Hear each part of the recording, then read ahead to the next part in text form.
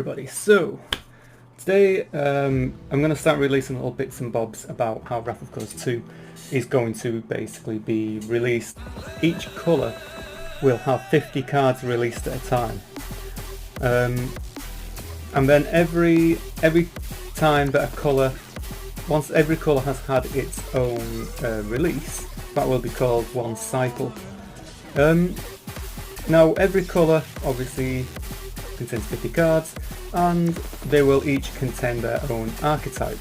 So I will release this one now, which I would imagine you guys already know if you've been watching some of my later videos. The white element is going to be containing knights, like warriors and, you know, old medieval style cards. That's probably I probably draw more of them than anything. And the knights will be much more robust than a lot of other units, what the game is yet to release. So yeah, the knights will have 50 cards released. Now as well, it will be the black element, and that contains cards of a bit more darker in nature.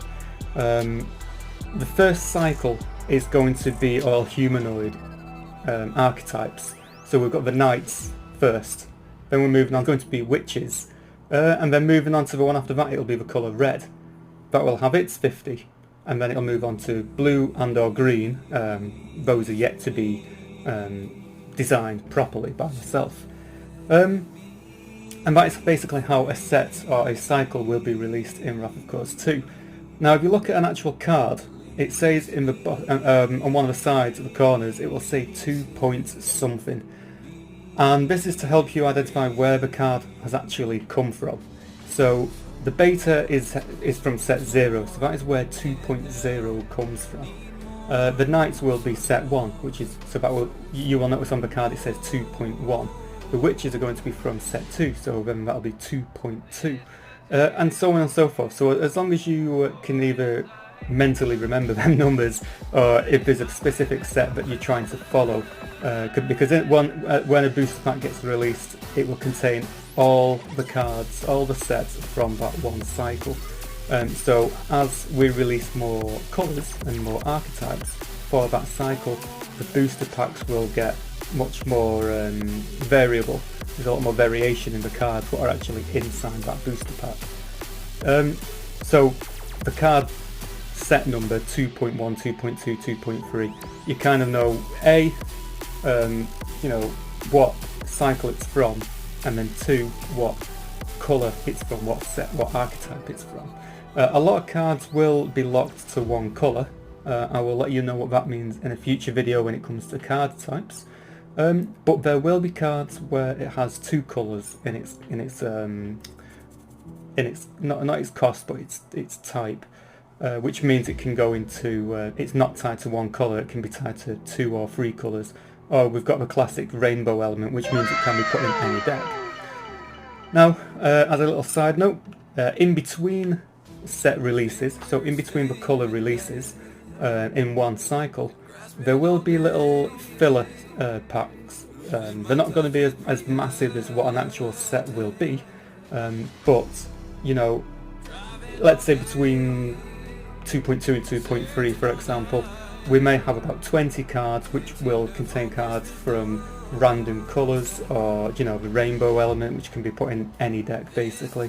And it's basically just a filler, you know, it gives me a bit of downtime just to throw some cards in there what are not from a particular archetype. And obviously it adds variation to the booster pack as well, which I would believe you guys would like a lot. Following on from that, there was one more thing I needed to mention. There are going to be main characters in every set. Going to be the big cheese from Wrath of Course 1 himself, and that's going to be King Ramus. Now the beta set is basically, the set 0 is going to be a selection of cards with my personal 50 favourite pieces of artwork from the original game. And they will or will not contain the same name, the same type. It's literally the art that's rolling over. But my personal favourite 50, the ones I think I've put the most effort into, the ones that look the best, the ones that I can actually feel like, you know, they've achieved something in the game. And then, you know, some of them will, like I said, some of them will keep the names, some of them will change the names, some of the types, you know, there's one in there which used to be a terrain. Give you a little heads up, there's no more terrains in Raffle Course 2, but the artwork is still there, and it's going to be utilising a different card type. So that has basically helped me, you know, the beta set is basically there to help me get the game off the ground, but it can also give you an insight as to what is coming, what different type of units are coming in the game, what different colours, different ways you can utilise cards, and obviously you can mix these cards between in a deck if it shares the same colour as the colour, for example. They will come down as a cycle, and then each cycle will be split into 5 sections for each colour, and each colour has its own archetype.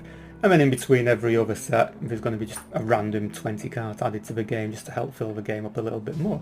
So that's basically it, and I kind of, you know, I kind of hope that it's easily understandable, because in my head it seems to work.